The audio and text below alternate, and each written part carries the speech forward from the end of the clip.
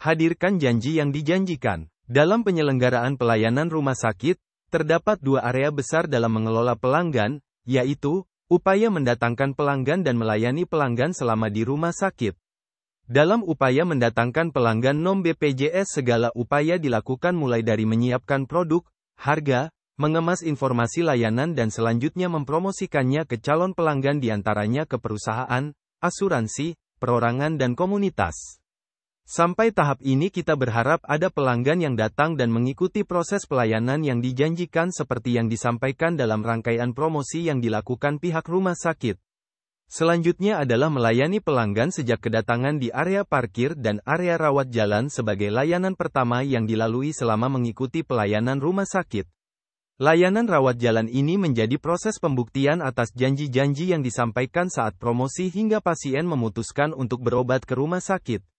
Jika layanan yang diberikan sesuai janji, maka biasanya dengan sukarela pelanggan tersebut akan merekomendasikan kepada keluarga, teman, rekan kerja, bahkan menulis pengalaman positif yang diterima di social media, diantaranya di Google Review.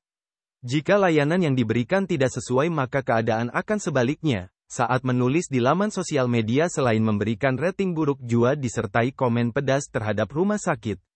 Jika dilihat dari sisi perbaikan, komen negatif ini sebenarnya masukan gratis dari pelanggan dalam melakukan perbaikan pada proses pelayanan rumah sakit. Sehingga kedepannya dihadirkan pelayanan sesuai ekspektasi yang diinginkan oleh pelanggan. Sisi lain, pengalaman positif yang ditulis di sosial media oleh pelanggan, sudah saatnya mulai diekspos di sosial media juga. Hal ini bertujuan agar calon pelanggan lainnya menerima informasi yang imbang, baik yang datangnya dari manajemen rumah sakit maupun dari pelanggan yang telah mengikuti proses pelayanan. Dalam ilmu komunikasi, saat seseorang menerima satu informasi buruk, kita harus mengguyurnya dengan 5 informasi yang sebaliknya.